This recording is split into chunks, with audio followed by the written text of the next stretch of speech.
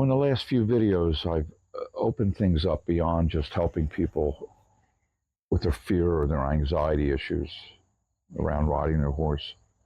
I wrote a book on that, Get Back on That Horse, which was written for nervous riders. And I'm almost done my second book. It's for competitive equestrians. But, it really doesn't matter if it's an equestrian or some other sport or a context where people are performing, whether it be academically or in a career or socially. It's all important stuff. And there's very few people that, if they really were honest and looked at things, that could say, wow, my life is just going great. There are people that are living lives like that, and God bless them. I'm glad for them. I really am. I think that we all deserve that. And most of us have areas in our life that could probably be improved. Maybe not you, but maybe someone you love. There's things in their life that could be improved. Because really, it's easier to see in somebody else's life. When we look in a mirror, it's sometimes hard to see what's in ourselves, and it's easy to judge other people because we are kind of biased that way. Do you think? I know this because I touched on the fact that I wound up in Naranon, 12-step group for people that love someone who have an addiction issue. You go into those rooms and they say, this is for you. This isn't for the person that you love who's an addict. This is to help you. And you say, well, what are you talking about? I'm not here for me. I'm here to save them. I'm not the one with the problem. They're the one with the problem. And so on first glance, we look at ourselves and we think, I don't have the problem. And then when you look a little deeper, you're usually going to find something there. And it's incredible because I had a list a mile long 6 months later, after I really opened myself up and started looking like, oh yeah, I could be doing that better and I could be doing this better. And wow, I didn't know I was so screwed up. But I don't think I'm unusual in that regard because I think most of us don't see it. And if we do see it, we make an excuse up of why it's that way. It's not my fault because this happened or that happened. Well, that may be true, but regardless of whose fault it is and where it came from, if you're not being the best version of yourself you can be, you're shortchanging yourself. And that's really the truth. And in a lot of cases, what's happening is you've got some belief, some cluster of beliefs that's stopping you.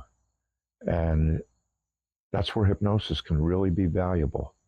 In the next video, I'm going to give you a few ways to do self-hypnosis because I really think that self-hypnosis is something that we should be taught in school or even before school because it's such a valuable thing in helping us basically program ourselves.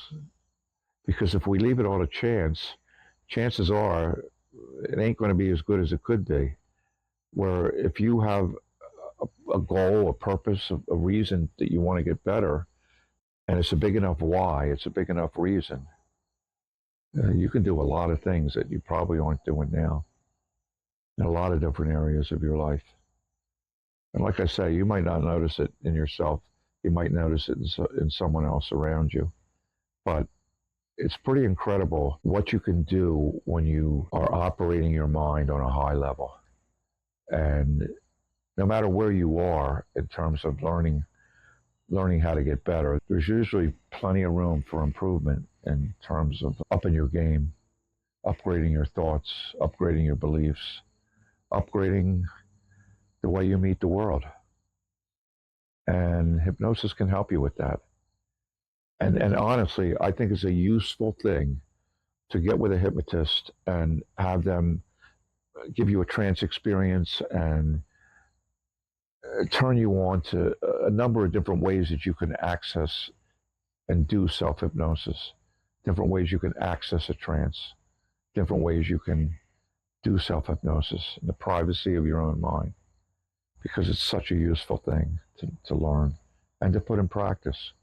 Because a lot of what we learn we never use. We just file it away. Yeah, that's great information, but until it becomes a habit, that's where the real gains come in. That's where the dramatic improvement comes in.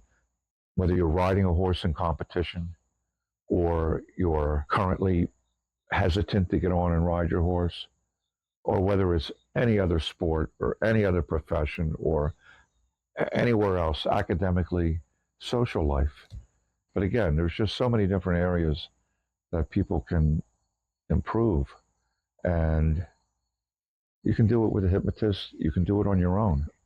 Stay tuned for more because that's what's up on my agenda next, to do a little bit of teaching on how to do self-hypnosis. Tom O'Ryan, equestrianhypnocoach.com.